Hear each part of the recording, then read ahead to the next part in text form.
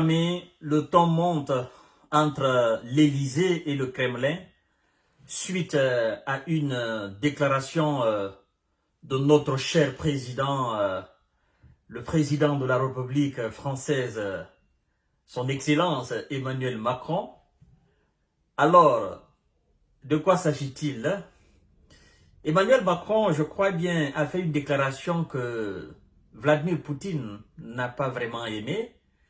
Et du coup, le Kremlin a réagi par rapport à la déclaration d'Emmanuel Macron. Alors, qu'est-ce que Macron a dit au juste? Nous allons étaler cela et puis aussi parler de ce que le Kremlin dit. Dans un entretien à l'opinion, Emmanuel Macron a estimé que la Russie avait perdu géopolitiquement la guerre en Ukraine et entamé une forme de vassalisation à l'égard de Pékin. Alors, catégoriquement en désaccord avec la position défendue par Macron, le Kremlin a dénoncé ce lundi 15 mai la compréhension erronée des relations entre Moscou et Pékin de la part d'Emmanuel Macron, après que le président français eut estimé que la Russie entrait dans une forme de vassalisation à l'égard de la Chine. Cette approche est absolument fausse et résulte d'une compréhension absolument erronée de l'essence de ce qui se passe entre les deux puissances, a fustigé le porte-parole de la présidence russe, Dmitri Peskov. Nos relations avec la Chine sont de la nature d'un partenariat stratégique spécial, a-t-il assuré. Dans un entretien au journal L'Opinion, publié dimanche, le chef de l'État avait estimé, chef de l'État Emmanuel Macron, avait estimé que la Russie a d'ores et déjà perdu géopolitiquement en menant une offensive militaire en Ukraine. Elle a de facto commencé une forme de vassalisation à l'égard de la Chine, a-t-il appuyé. Qu'est-ce que ça veut dire au juste? Qu'est-ce que Macron a voulu dire au juste? Ou qu'est-ce qu'il a dit? C'est pas qu'est-ce qu'il a voulu dire, mais qu'est-ce qu'il a dit? Nous allons analyser, et je crois que vous qui me suivez, vous êtes tellement intelligents que je ne peux même pas vous qualifier. Vous êtes 1000 fois plus intelligent que moi. Et je crois d'ailleurs que vous avez compris le message quand il parle de vassalisation, que la Russie a géopolitiquement perdu la guerre et qu'elle est entrée dans une forme de vassalisation face à la Chine. Vassalisation, ça veut dire tout simplement soumission. Vous comprenez? Donc pour Macron, la Russie est entrée dans une forme de soumission face à la Chine. Et donc, pour Macron aussi, la Russie a perdu la guerre géopolitiquement. Alors, au juste, quand on s'en tient aux propos de Emmanuel Macron, disant que la Russie est entrée dans une forme de vassalisation, d'abord, il dit que la Russie a perdu la guerre géopolitiquement. Ça veut dire quoi? Comment la Russie a perdu la guerre géopolitiquement? La Russie n'a pas perdu la guerre géopolitiquement. Oui, parce que si l'ambition des États-Unis d'Amérique était, c'est-à-dire d'expandre l'influence américaine jusqu'à la porte de la Russie, du côté ukrainien, il faut le dire ainsi, du côté ukrainien, ben, ça ne passe pas comme prévu. Vous comprenez? Il y a d'autres pays qui font frontière à la Russie. Il y en a même qui viennent d'entrer tout récemment là dans l'OTAN. Vous comprenez? Notamment la Finlande. Vous comprenez? Qui font frontière à la Russie. Donc ça, c'est l'expansion de l'influence américaine. Bon, quand on dit l'OTAN, c'est les États-Unis d'Amérique. Ça, c'est l'expansion de l'influence américaine à la porte de la Russie. Mais c'est pas trop le problème qui se pose au fait. Le gros problème là, parce que la Finlande n'a pas la même histoire que l'Ukraine vis-à-vis de la Russie. Nous parlons du cas spécifique de l'Ukraine. On ne parle pas du cas de la Suède, encore moins de la Pologne, et ni de la Finlande. On parle du cas spécifique de l'Ukraine. Parce que l'Ukraine est considérée par la Russie comme une partie, disons une partie même de la Russie. Vous comprenez? Nous connaissons tous cette histoire-là. Nous avons tellement fait d'émissions là-dessus que nous maîtrisons maintenant presque parfait, n'est-ce pas, la situation, l'histoire de l'Ukraine, l'histoire de la Crimée, la manière dont l'Ukraine a été détachée de la Russie, l'Union soviétique, l'URSS, machin, machin. Nous connaissons maintenant cette histoire-là. Donc, parlons du cas spécifique de l'Ukraine. Est-ce que pour vous, la Russie a perdu, n'est-ce pas, géopolitiquement, cette bataille-là? Moi, je dis non. Je dis non. Et quand Emmanuel Macron dit que la Russie est entrée dans une forme de vassalisation face au Pékin, une forme de soumission face à la Chine, qu'est-ce qu'il veut dire? Il veut dire que la Russie aujourd'hui n'a de collaborateurs que la Chine. C'est-à-dire que les ressources du sol et du sous-sol russe, n'est-ce pas, les produits pétroliers, tout ce qui est commercial, la Russie aujourd'hui n'a de direction que la Chine. Comprenez? Et pour Macron, c'est ce que ça sous-entend au fait. D'accord? La Russie n'a aujourd'hui de poids lourd de son côté que la Chine. Et donc, la Russie est obligée de se soumettre à la volonté de la Chine. Alors, entre vous et moi, est-ce que la Russie est une nation, n'est-ce pas, qui peut se soumettre à quelqu'un? Est-ce que la Russie est une nation qui peut entrer dans une forme de vassalisation, comme le temple employé, dans une forme de vassalisation contre un pays, devant un pays dans ce monde-là? Moi, je crois que non. Si la Russie devait se soumettre à une puissance, bien évidemment que c'est les États-Unis d'Amérique. Alors, si la Russie n'est pas entrée dans une forme de vassalisation face aux États-Unis d'Amérique, je ne vois pas comment la Russie va entrer dans une forme de vassalisation face à la Chine. La Chine est un allié de la Russie. Bien évidemment qu'il y a des relations, il y a de la coopération, il y a des échanges commerciaux, échanges aussi... voilà, la Russie et la Chine partagent un bon nombre de valeurs. Vous comprenez? La Russie et la Chine ont les mêmes politiques vis-à-vis des Occidentaux. Parce que la Russie et la Chine veulent se départir, ok, de cette influence américaine, veulent maintenant changer cette donne, cette hégémonie occidentale, cette hégémonie américano-européenne. Et donc, la Russie et la Chine regardent dans la même direction. C'est la raison pour laquelle, d'ailleurs, que depuis le début de cette opération spéciale militaire en Ukraine, la Chine n'a jamais condamné, bien évidemment. Je crois que Macron devrait regarder tout cela, devrait faire allusion à tout cela avant de sortir cette phrase de vassalisation-là.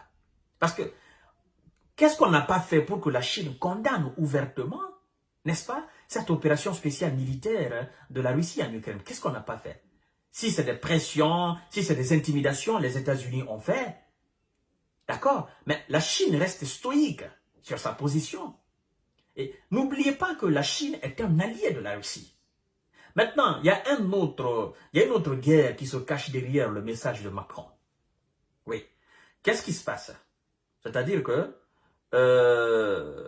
moi, j'aurais quand même souhaité que Macron continue sur sa stratégie de conciliateur, n'est-ce pas? Dans cette situation ukrainienne, hein, j'aurais quand même souhaité qu'il continue à être du côté occidental, hein, le véritable diplomate, n'est-ce pas, qui pousse la Chine à intervenir afin qu'on puisse trouver un consensus à cette situation-là. Hein? Je comprends aussi la position de Macron, parce que Macron se dit, ben, écoutez, le groupe Wagner est en Afrique, c'est la Russie, ça touche à nos intérêts, donc il faut combattre la Russie. Mais est-ce que c'est la bonne forme de combattre la Russie en Afrique? Je crois que non. Je crois que la France doit faire preuve, doit faire montre de sa très grande diplomatie afin non seulement de ne pas combattre la Russie, de ne pas se mettre en mal avec la Russie, mais d'être en quelque sorte dans une subtilité avec la Russie. Parce que vous devez savoir que ce soit en Afrique ou ailleurs dans le monde entier, les intérêts de la France ne sont pas forcément liés aux intérêts américains. C'est vrai, ils sont dans le même bloc. Aujourd'hui, ils sont en train de faire la guerre à la Russie. Mais individuellement, il faut que vous compreniez que les intérêts de la France, l'influence française n'a pas totalement les mêmes points d'appui que, n'est-ce pas, ceux des États-Unis d'Amérique.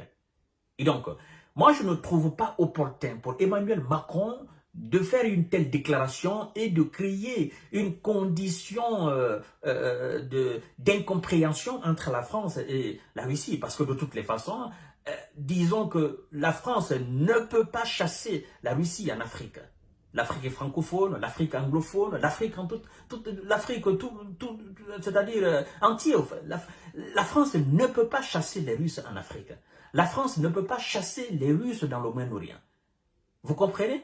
Donc, je ne trouve pas vraiment très intelligent cette sortie-là. Parce que ça ne fera qu'envenimer, ça ne fera que dégrader les bonnes relations entre la France et la Russie. Alors, maintenant, l'autre message qui se cache derrière le message de Macron, derrière cette sortie de Macron, c'est de faire en sorte que la Chine soit au-dessus de la Russie. C'est-à-dire que c'est de valoriser plus la Chine sur la Russie. C'est un jeu, au fait, c'est malicieux, au fait, ce que les Occidentaux sont en train de faire là. C'est de donner un certain poids, une certaine dimension à la Chine, n'est-ce pas? C'est de dénigrer la Chine, c'est de dénigrer la Russie, tout en remontant un peu la Chine, n'est-ce pas? En faisant croire que la Chine vraiment dépasse aussi aujourd'hui la Russie, la Chine aujourd'hui est le point d'appui de la Russie, en affaiblissant la Russie dans la bouche. Ils sont en train de donner quelques ailes à la Chine. C'est-à-dire, c'est une façon diplomatique de diviser les deux alliés. Donc, si on n'est pas intelligent, on ne comprend pas cet aspect-là. Parce que quand il dit que la Russie est en train dans une forme de soumission face à la Chine, donc la Chine est devenue tellement grande que la Russie est devenue une Russie soumise à la Chine. C'est ce que ça veut dire. Mais je crois que les Chinois et les Russes, ils ont tous compris cette marmaille-là. Vous comprenez? Parce que dans l'histoire, j'ai pas connaissance et j'ai pas souvenance que la Russie s'est soumise, n'est-ce pas, à une puissance. Hein? J'ai pas connaissance à cela. Mais bon, nous sommes dans une guerre totale, guerre communicationnelle, guerre pratique sur le terrain, guerre diplomatique, guerre politique. Nous sommes dans une guerre totale. Et donc, pour l'adversaire, n'est-ce pas? Tous les moyens sont bons pour rabaisser, pour dénigrer, n'est-ce pas? Tous les moyens sont bons pour agenouiller effectivement la Russie qui est en face. Mais moi, je voudrais tout simplement que si réellement les Occidentaux veulent vraiment gagner cette guerre, c'est très simple. C'est très simple qu'ils acceptent de négocier. C'est très simple qu'ils acceptent de laisser l'Ukraine comme un pays neutre entre la Russie et le monde occidental. C'est aussi simple que ça. Parce que vous ne pouvez pas défendre, vous ne pouvez pas prétendre défendre l'Ukraine, n'est-ce pas, dans l'optique que l'Ukraine devienne demain un pays de l'OTAN. N'est-ce pas? C'est que la Russie condamne fermement. Et raison pour laquelle la Russie est en Ukraine. Ça ne marche pas. En tant que les Occidentaux ont cette ambition, moi je pense que, écoutez, il sera très difficile de ramener la paix en Ukraine. Et c'est pourquoi ils sont en train aujourd'hui d'armer l'Ukraine pour avoir un contrepoids, pour équilibrer un peu les forces là. Voilà un peu ce qui constitue actuellement, aujourd'hui même, depuis cette déclaration d'Emmanuel Macron, une montée de ton entre le Kremlin et l'Élysée. Comprenez? Bon, le Kremlin dit que Macron, ne comprend pas la nature de la relation russo-chinoise. Macron, lui, prétend que la Russie est devenue une Russie soumise face à la Chine. On verra bien. À mon avis, toutes ces déclarations ne servent à rien parce que ça ne change absolument rien dans le déroulement de la situation en Ukraine. C'est ça. C'est l'Ukraine qui nous intéresse. C'est l'Ukraine le véritable problème. La guerre qui se passe en Ukraine, c'est là le problème. C'est pas les déclarations de part et d'autre. Parce que les déclarations de part et d'autre, ce sont des paroles. Vous comprenez? Et la parole utilisée dans le mauvais sens ne peut qu'envenimer la situation guerrière. Mais la parole utilisée dans le bon sens, bien évidemment, peut ramener la paix. C'est la parole qui brûle, n'est-ce pas? C'est la parole aussi qui éteint le feu. C'est la parole qui fait tout. Parce qu'à chaque fois qu'on fait on taquine la Russie comme ça, la Russie réplique. Mais écoutez, les tensions montent au fait. Les tensions montent. Mais je comprends, ce sont des acteurs politiques, hein. Ils ont chaque fois envie de rester au centre, n'est-ce pas, de la situation, qu'on parle d'eux. Voilà, c'est le moment aussi pour tout le monde de profiter et de rester dans le centre des débats. Ok, les médias parlent d'eux. C'est comme Joe Biden, c'est comme Donald Trump la fois dernière, il s'est attaqué à Macron, les médias ont parlé, il est resté pendant 2 jours, n'est-ce pas, dans la bouche des médias, sur les réseaux sociaux, machin. Et c'est la même chose qui se passe aujourd'hui avec Emmanuel Macron. Moi, quand même, sincèrement, j'aurais souhaité que le président français reste dans ce cadre de conciliateur, ok? Qu'il soit vraiment ce grand diplomate entre la Russie et l'Ukraine. D'ailleurs, j'ai apprécié son voyage en Chine, hein, et ce que j'ai déploré, c'est qu'il s'est fait accompagner par la présidente de la Commission européenne, Madame von der Leyen. Hein. J'aurais souhaité que Macron, la délégation française aille, n'est-ce pas, toute seule en Chine pour essayer d'entamer ce processus de paix. Sincèrement, je souhaite quand même, parce que dans le monde, dans le bloc occidental, ils sont pas nombreux, ceux qui tiennent ce discours diplomatique, ceux qui entrent là dans ce cadre de conciliateur, dans ce cadre de négociateur, ils sont pas trop. Macron, il a été critiqué, mais je souhaiterais qu'il reste dans ce cadre-là, qu'il ne prononce pas trop les discours va-t-en-guerre, les discours de feu. Non, non, ça ne va pas arranger la situation. Voilà un peu ce que j'avais à dire par rapport, n'est-ce pas, à cette montée d'intention entre l'Élysée et le Kremlin. Abonnez-vous sur cette page Jeune Visionnaire Fama. Activez la cloche de notification pour ne plus rater les vidéos de Jeunes Visionnaires. Partagez la vidéo dans tous les groupes possibles. Et je vous souhaite une excellente soirée. Merci.